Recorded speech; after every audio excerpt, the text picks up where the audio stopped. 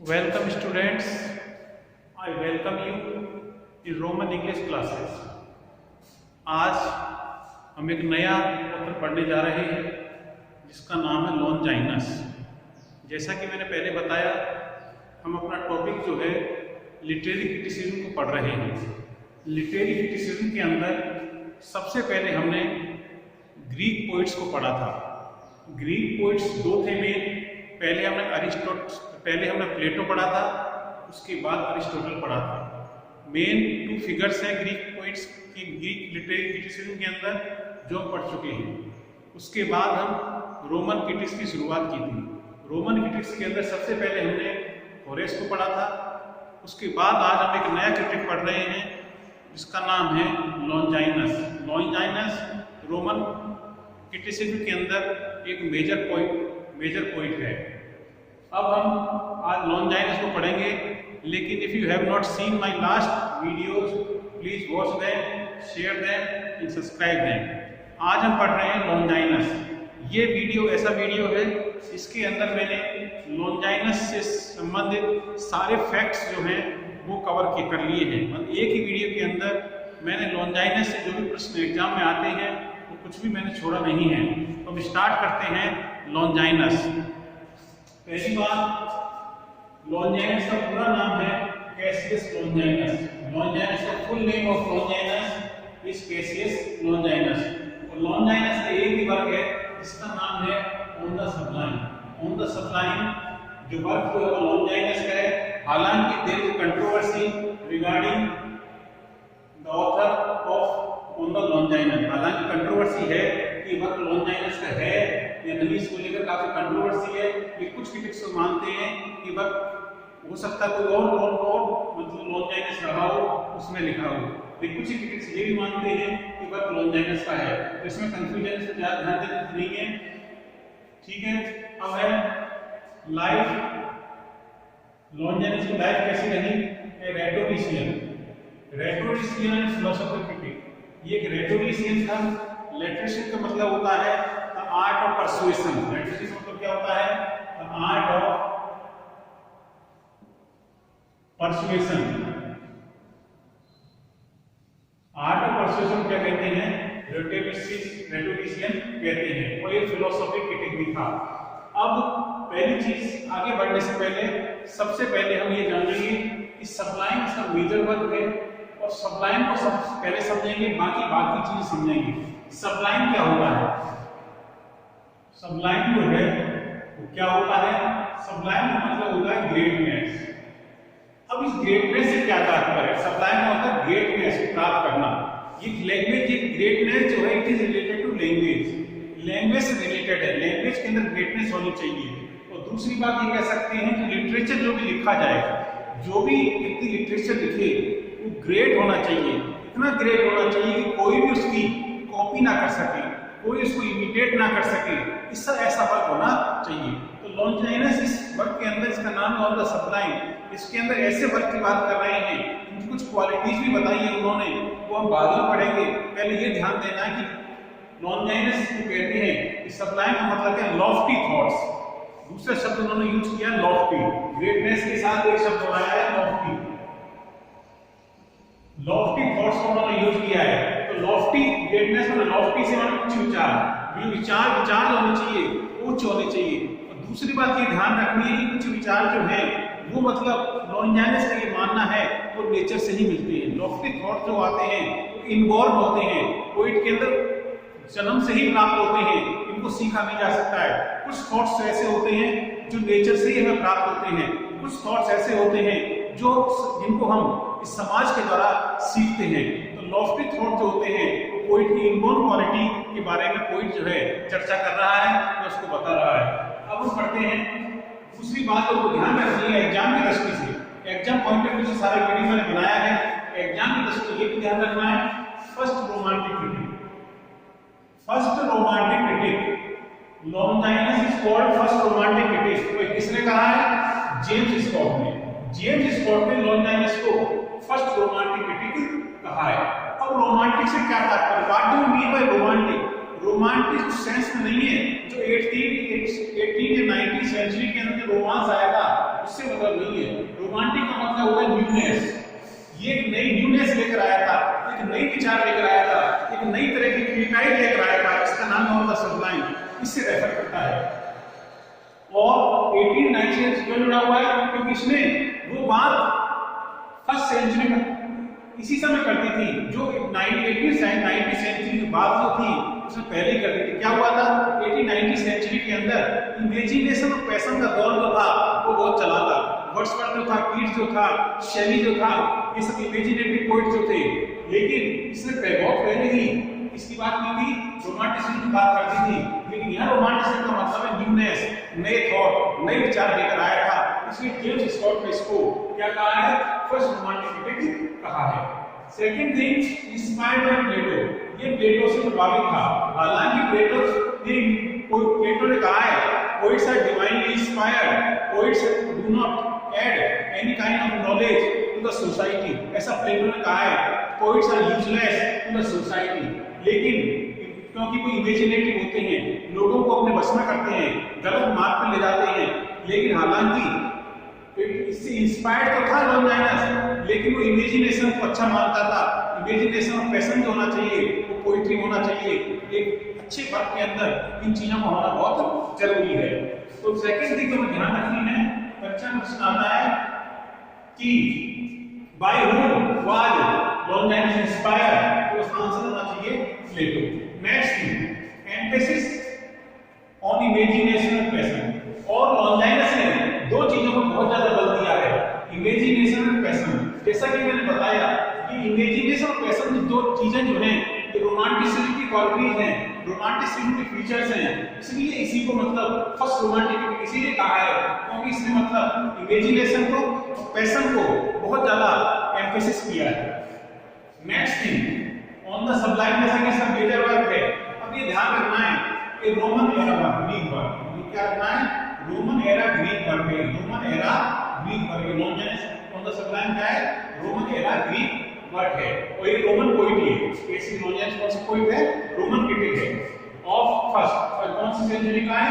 तो first century का माना जाता है। कुछ इसको थर्ड सेंचुरी का भी मानते हैं, कुछ इसको फर्स्ट सेंचुरी का ही मानते हैं। इस वक्त किसको? On the सबलाइन। नेक्स्ट थिंग जो ध्यान रखनी है, classic work on aesthetics. Aesthetics का मतलब है ब्यूटी। एस्थेटिक्स का मतलब क्या होता है? ब्यूटी। और जो ऑन द सबलाइन जो है ये ऐसा वर्क है जो ब्यूटी से समर्पित है, ब्यूटी को डेडिकेटेड है। ये ब्यूटी की बात करता है। लेकिन कोई ये कौन सी ब्यूटी की बात करता है? Beauty of the language, beauty of the mind की बात कर रहा है, लैंग्वेज की ब्यूटी की बात कर रहा है। लैंग्वेज जो होनी चाहिए वो ब्यूटीफुल होनी चाहिए, बहुत लॉफ्टी होनी चाहिए और हाई होनी चाहिए, ऐसी होनी चाहिए जिसकी कोई कॉपी ना कर सके, जिसको इमिटेट नहीं किया सके। जो ऐसा वर्क लिखा जाना चाहिए जो हमेशा सदाबहार रहे, हमेशा एवरग्रीन रहे। तो किसकी बात कर रहा है? एस्थेटिक्स की बात कर रहा है। रिटर्न इन एक मेन फैक्ट ध्यान रखना है, एपिस्टोलरी फॉर्म में इसको लिखा गया है। एपिस्टोलरी फॉर्म के अंदर इसको का मतलब लिटरेरी लेटर फॉर्म। ये वर्क जो है इसमें लिखा गया है लेटर फॉर्म के अंदर लिखा गया। एक बात और बताना भूल गया, वो क्या है? This work is incomplete. ये वर्क पूरा नहीं है। ये जो भी हमारे हाथ लगा है, जो भी हमारे पास है, ये क्या है? Incomplete work. ये क्या है? इनकम्प्लीट वर्क है। जो बोर्ड पे लिख रहा हूं, लिखने बोल भी रहा हूं, ऐसे नहीं आपको समझ आ जाएगा। तो ये क्या है? Incomplete work. इस चीज को ध्यान रखना है। क्या क्या ध्यान रखना है? ये क्लासिक वर्क है एस्थेटिक्स के ऊपर। सेकंड थिंग जो माइंड रखनी है, ये एपिस्टोलरी वर्क है और ये लेटर फॉर्म में लिखा गया है। Next thing that you have to keep in mind that is it emphasizes imagination and passion. Imagination passion क्या करता है? एम्फसाइज करता है। Next thing that you have to keep in your mind is that the treatise, it is a treatise. Next thing, what it is called? It is a treatise dedicated to posthumous Iranianus.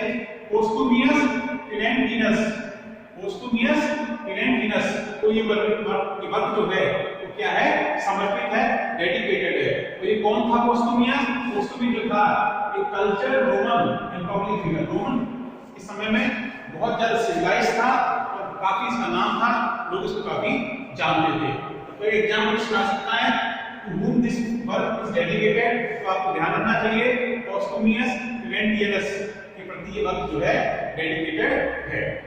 Next, ये work जो है दो चीजों की बात करता है, pleasure and persuasion to the reader.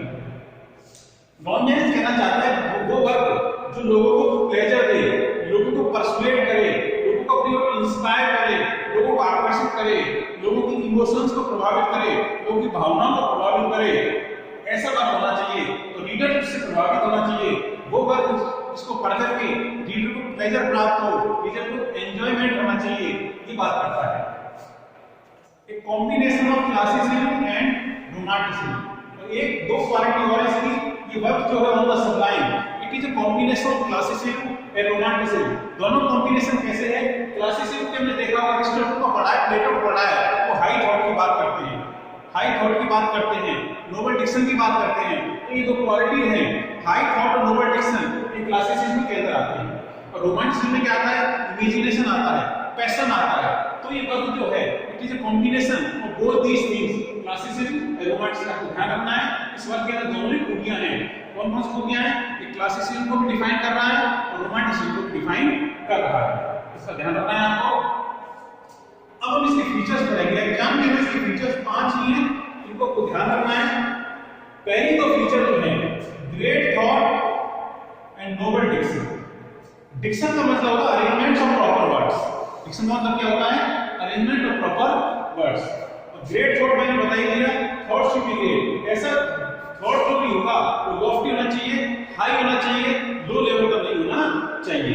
तो पहले जो है ग्रेट थॉट और नोबल डिक्शन जो है, these are the inborn qualities of a poet. ये दोनों जो है पोएट की इनबोर्न क्वालिटी होती हैं, ये व्यक्ति को जब पैदा होता है तब इसको मिलती है। और बाद में ये जो Granger and beauty, strong emotion और फिगर ऑफ स्पीच, ये तीन क्वालिटीज हैं, ये व्यक्ति के द्वारा सीखी जाती है। दो क्वालिटी है ग्रेट थॉट और नोबल डिक्शन, ये तो पोएट को इनबोर्न प्राप्त होती हैं, लेकिन बाकी जो तीन क्वालिटीज हैं ये क्या है?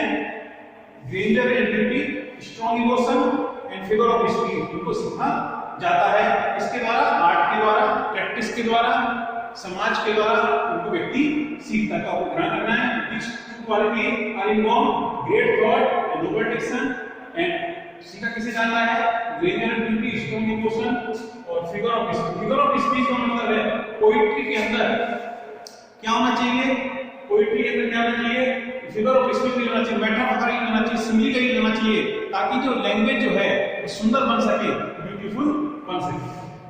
अब लॉन्जेनिस में फाल्स सबलाइन की बात की है, कुछ फाल्स सबलाइन की बात की, झूठी सबलाइन। झूठी सबलाइन की दो तीन विशेषता बताई है। पहली, यूज ऑफ पोम्पियस एंड बॉम्बास्टिक, ऐसी लैंग्वेज नहीं होना चाहिए जो पोम्पस हो, ऐसी लैंग्वेज दिखावा करे जो बहुत ज्यादा आर्टिफिशियल हो, हाईली आर्टिफिशियल लैंग्वेज में काम की नहीं है, मतलब एक मिडिल में होना चाहिए। बॉम्बास्टिक लैंग्वेज नहीं होना चाहिए, ऐसी लैंग्वेज नहीं होनी चाहिए जिसके अंदर सिर्फ आर्टिफिशियलिटी दिखाई दे, इसके अंदर नेचुरलनेस बिल्कुल भी ना हो। और स्टाइल होनी चाहिए, फिगर ऑफ स्पीच होना चाहिए, वो मतलब डिफेक्टिव नहीं होना चाहिए। ऐसा नहीं लगना चाहिए कि मतलब इसको जानबूझ करके इस वर्क के अंदर इसको जुड़ा गया है। और लैक ऑफ पैशन, और वर्क के अंदर पैशन की कमी जो है बिल्कुल भी नहीं होनी चाहिए। मतलब वर्क कैसा होना चाहिए? तो पैशन से मतलब है to impress emotions and feelings of the audience. Audience की इमोशंस हैं, उसकी फीलिंग जो है उसको प्रभावित करता हो। नेक्स्ट हम आगे बढ़ते हैं अदर फैक्ट्स। इससे कुछ अदर फैक्ट्स हैं जो हमें ध्यान में रखने हैं। पहला फैक्ट क्या याद रखना है? It influence poets like John Dryden and Lincoln pope. मतलब जॉन ड्राइडन और लिंकन पोप जो थे वो बहुत ज्यादा प्रभावित थे किससे? On the sublime. On the सबलाइन जिसको मतलब लॉन्जेनिस ने लिखा है, इससे कौन कौन से पोएट प्रभावित हुए थे? John Dryden and Alexander Pope. Next thing, played central role in romantic movement. और 18th-19th सेंचुरी के अंदर जो रोमांटिक मूवमेंट आया था, इसने इस वर्क ने एक मेजर रोल प्ले किया था, क्योंकि इस वर्क के अंदर भी मतलब पैशन की बात की गई है, इमेजिनेशन की बात की गई है।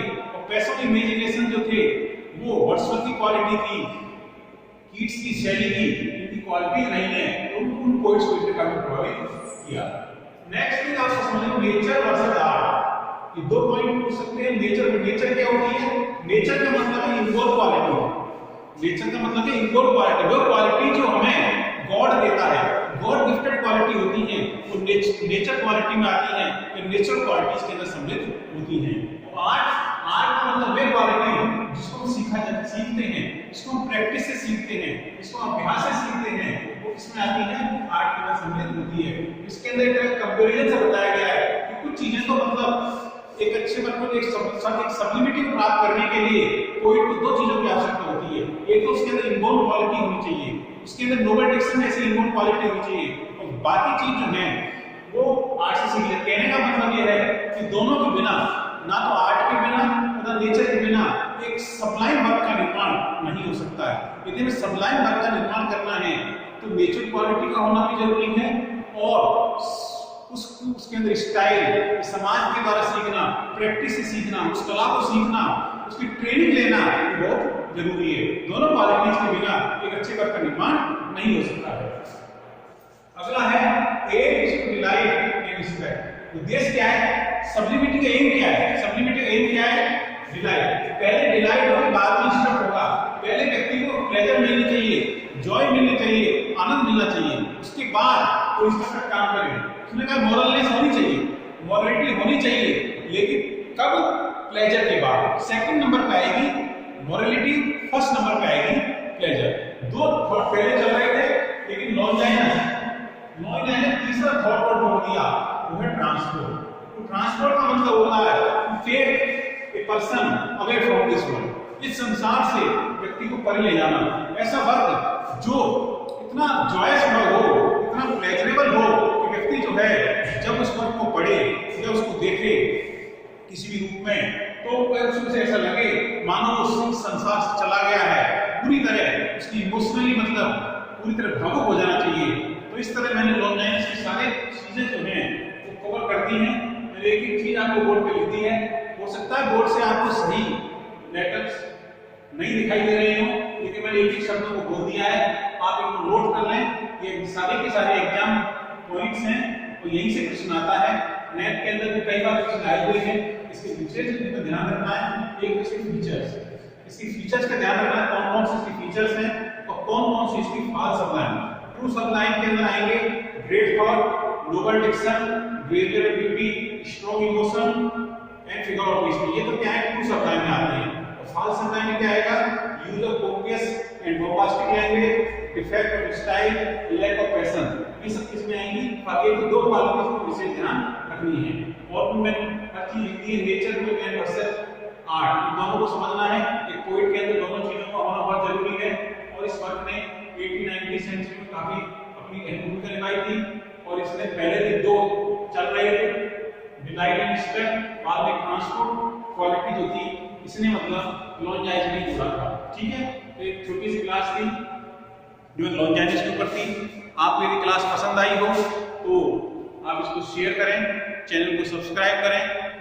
ठीक है, और कोई आपकी क्वेरी है तो आप इस व्हाट्सएप नंबर संपर्क कर सकते हैं 7976616340। यहाँ पर आप व्हाट्सएप नंबर है मेरा, यहाँ पे आप कॉन्टेक्ट कर सकते हैं। कोई आप दिमाग किसी तरह की कोई क्वेरी है। That's all for today, thank you.